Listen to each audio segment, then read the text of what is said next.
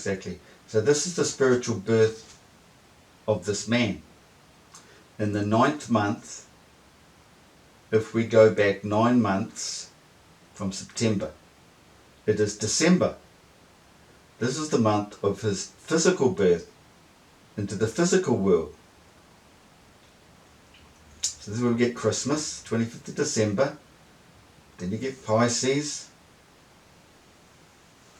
The moon is in the same star sign as Pisces, the fish. This is the moon, see? So when it was his physical birth, the moon was in Pisces then. He's had a spiritual awakening later on in life when the moon was in Pisces, full moon Pisces. So Pisces in December occurs on the 23rd and 24th of December if we use the 2017 as the same biblical event, which is pretty close to the 25th, isn't it, of December? Jesus' birth. Not the Christ birth. It's Jesus, a person's physical birth, whatever his name is. It's his physical birth. Jesus, the man's name used in the story. Christ is the event. So this was the moon sign. Now we go look at the sun sign and we get Capricorn, the goat, at this physical birth, at his physical birth, known as the sea goat, ruled by Saturn and the Sumerian god of wisdom and water, Enki, who also had the head and upper body of a goat and lower body and tail of a fish. So here is a connection with the sun and the moon's positions at the time, and the Jesus Christ story of the fishes. So you've got the goat, or the ram, could be the ram Aries, but the goat as in the Capricorn, but then you've got the fish representing the moon sign. So you've got the sun sign and the moon sign together. You see, and then you go down to Enki, then you can think of, I'll go into that later, Gilgamesh. Anyway, what have we got here? Same person, this twin. Well, that's the Gilgamesh story. Gilgamesh holding the lion, Leo, and the headless snake. Well, yeah, just wandering off track a little bit. So you got Gilgamesh and then you got Enkidu standing next to him. Enkidu's got the horned head again. So it's another horned animal. So I think we're talking Aries in that case. You've got Aries, but he's got the hooved feet. So that could, I think, is representing the whole ram, or goat. But Gilgamesh is standing there with the lion. So he's tamed the lion. That's the Leo. And he's holding the snake. He's chopped the head off the snake. So the snake always just represented the magnetic field. And this is another big divine story I've got in previous videos. The connection between the two sky rotations, the northern and southern hemisphere, and the gap at the celestial equator. And it's springtime, it parted at this particular time. And so the magnetic field has come up. It's a bit deep, but anyway, he's chopped the head off it. And it's associated with the magnetic field and the chopping of a man's head, because his old life is gone and he's now got the new head, the new spiritual awakening. It's all connected to that. And you'll see in some Egyptian hieroglyphs where they've got the two big, they look like, people think it's to do with electricity, and they come right up like this, and they have the snake in there. That's the magnetic field. That's the northern and southern hemisphere. And you'll see in another depiction where the cat's got a knife and he's chopped off. The cat sees chopped off the head. So that's connected too. That's the same thing. All boils back to that one divine event.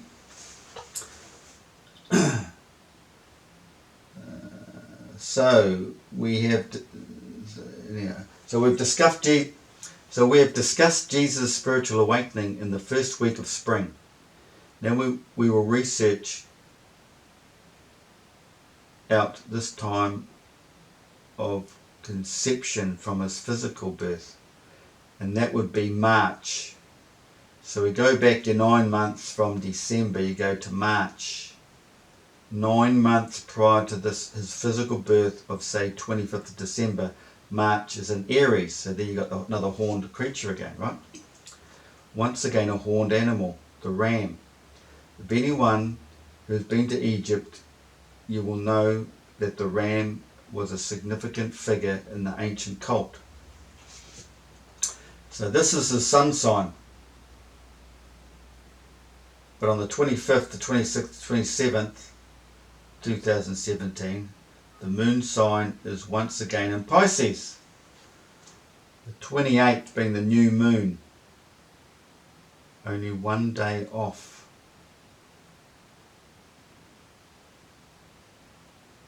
So that's just new moon, referring back to the Ramadan, the Islamic. So what have we got here? We've got the ancient cult. So it's just the sign the moon was in. Doesn't matter whether it was full or whatever. It was just the sign it was in again, Pisces. The moon sign is once again in Pisces. But on the 26th day it was the new moon. Only 1 day off. Could it have really been Pisces back in the day? This would make his conception bang on opposite to his spiritual birth of a full moon. Coming from the spirit world into the physical world at new moon as a newborn physical baby, then born of the spirit world from the physical world at full moon as a grown man. Interesting. Right. We need to stop and pause to think for a minute and realize a one-off event in a man's life of spiritual rebirth is connected to the original one-off creation story of Earth. But this is another whole story in itself. Let's go into the Noah story and all that. I'll put that on previous videos. Don't think I'll go there again. So I'll not go there, it says, right now. But I can say that the divine awakening is associated to the Earth's equinoxes when the sun rested between seasons at the equilibrium. Picture of the cross, arms out level. For some reason the human experience happens 17 days before the Earth's day of rest. So man's awakening is parallel to the Earth's creation. It's man's spiritual creation. Excuse me, but man's happened 17 days before the Earth. For some reason. The Genesis story tells us he rested on the 7th day. The 7th day of September to the 23rd, being the equinox, is 17 days. Christ not only represented an event that occurs to a man, which is his spiritual rebirth, but it also represents the sun at the equinox. According to the Bible, number 17 is a symbol of victory and perfection. It refers to the spiritual perfection in the first place. It is also written in the Bible that the next prophet who will come to the earth will be Elijah, and he will be actually the representation of Jesus. See, it happens to many, well, not about many, but different people. Jesus' story. The Bible is like a manuscript for that person who's received it to go and read the book. Then he'll understand what the hell's going on. So, when you think of the Bible and people trying to read the Bible, it's difficult if you aren't spiritually enlightened. There's plenty of other things you should be reading that spell everything out. Like, for example, the Desire of Ages. Go read that. Then go read Plato, the Hermeticus, Egyptians have given us, Thoth, and Hermes, Trismegistus and all that sort of stuff. It spells it out quite clearly. Anyway, let's go on here. Second month. So Elijah, and he will actually represent Jesus. It also mentions 17th of the second month. Okay, 17th of the second month. So 7th day of, say, September, plus 40 days in the desert, comes to the 17th day of October. That's the second month. The Bible's factual if you know how to read it. It's all there. In the 600th year of Noah's life, on the 17th day of the second month, on that day, all the springs of the great deep burst forth, and the floodgates of the heavens were opened. Spiritual event. This is not only earth, but the human brain. It's connected with the fluid around the pineal gland.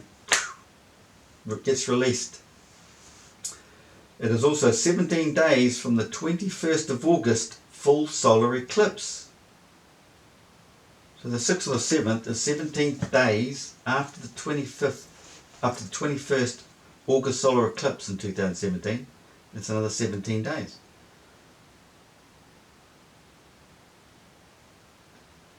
The 7th day rested if you count both those days.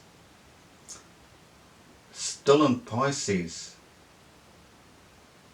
Using the 2017 again as our reference, on the there was also on the 26th of February a full solar eclipse, which occurred in the moon sign of Pisces again. So that was prior to the March equinox. So we both got one at each equinox. But the major one is always the September one. It's the most divine. So someone would have had a spiritual awakening on the first full moon in March, after that February 26 solar eclipse. Which I've written here. Someone on Earth would have undergone a spiritual event on the full moon following that solar eclipse, but it is not the divine event. September is, by all my research. So we will leave the March equinox out of this and go back to the divine spring equinox, back to the August 21st solar eclipse of 2017, which was in the moon sign of Leo. So the eclipse now, we're talking about the eclipse, not the full moon afterwards. The eclipse was in the sign of Leo, and this is where the pyramids come into it, you see.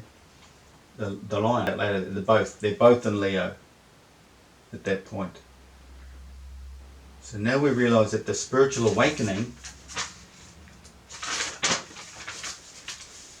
occurs on the first full moon following the full solar eclipse. The full moon in the first week of spring, or the 9th month, or the 6th day of spring, depending on which religion or mythological story you are reading. And I've read heaps. All roads lead to Rome. The solar eclipse represents the darkness that fell upon the earth in the Bible stories prior to the coming of the Lord. Let's go back to September the 6th again, at the full moon in Pisces. Where was the sun? The sun was in Virgo, which is ruled by Mercury. As it is the second decan, it has Saturn influence, which is Capricorn as well, this December thing, which takes you back to the sun sign in Capricorn again, or the connection there. Mercury was aligned to cause the solar eclipse. That's the third entity. That's the small pyramid. It's you've got Mercury, and the small pyramid in Egypt's called what? Starts with M. Mercury. Can't remember now. That's what happens in a solar eclipse, that they all line up. It's not this bullshit of the spinning ball and shadowing and whatever. It's flat.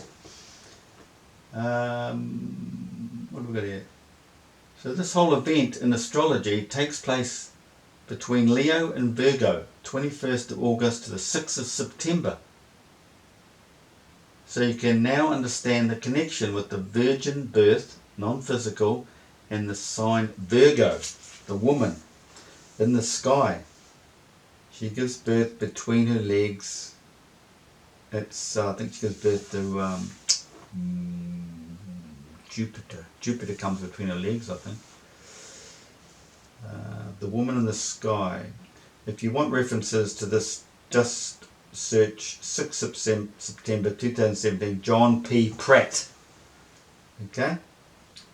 We've got up here on the side, we've got the Trinity, rebirth, virgin birth, the Virgo myth of her giving birth. I think Jupiter comes out between Earth. Okay. So check that out. 6th of September 2017 by John P. Pratt. On the positions of all the celestial bodies at this divine time in history. Now let's take a trip to Egypt in regards to the pyramids. Pyramid of Cairo and the Sphinx. The four represent this divine event. Also that takes place at this time. The Egyptians have left it all for us to see, yet no man until now has told the full story. And I'm telling you. Thank you. No applause. Okay, look at it. Carefree represents the sun, and so does the Sphinx. Khufu represents the moon, and at this time in history, the sun and moon, at the rising of the sun and moon, represent the rising of the sun and the moon. Pyramids will line up with the Sphinx head. Historians will have you believe it all has to do with the equinoxes only. But they have no understanding of the man's spiritual event that takes place prior to the sun passing down the side of the pyramid. It passes down the side of the Kefri, doesn't it? With the side of the Sphinx. Anyway, at the equinox. They tell us everything has shifted over the millennia due to the precession of the equinoxes, using the ridiculous spinning ball theory.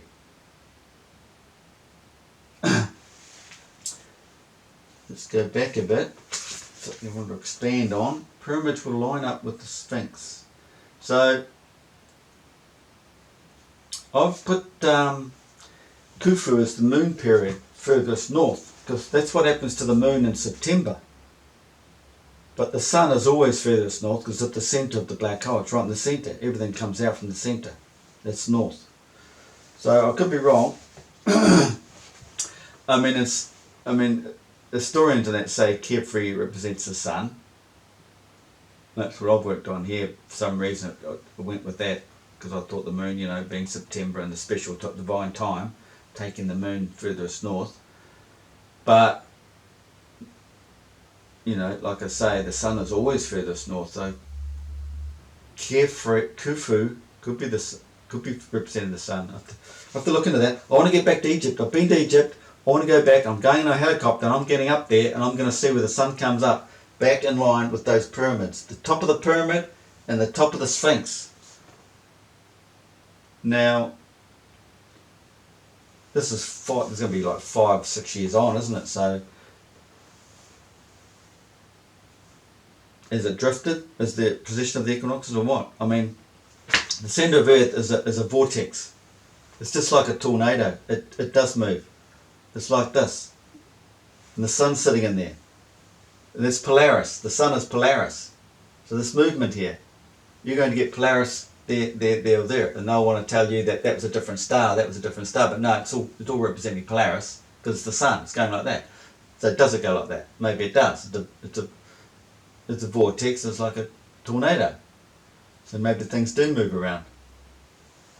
So over 4 years, as it moved that little bit, I think it'll be stuff all of it has. So it's going to show me on the 6th day of September. Well, no. Well, the moon won't be lining up, but the sun does the same thing every year. The sun is the same. The moon won't be. So I'm going to catch the moon. I'm pretty sure I'm going to catch the sun, lining up with one of those pyramids and the top of the Sphinx. So it's going to cost me a bit. Don't tell my wife. Okay, so we're going back here. Okay, so they have no understanding. Put it into there. So sticking with Egypt, yeah. Akhenaten represented the sun. The story surrounding his so-called reign is based on the fact the sun rules. The sun with the black hole is our creator. Excuse me. This is another long story. But anyway, it was said to have ruled, he was said to have ruled for 17 years, which is total rubbish. Once again, it represents the 17 days between the 7th of September to the 23rd for the equinox.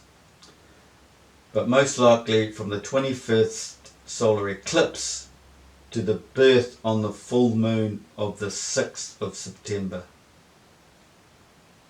Like I say, there's a few 17s involved with this event.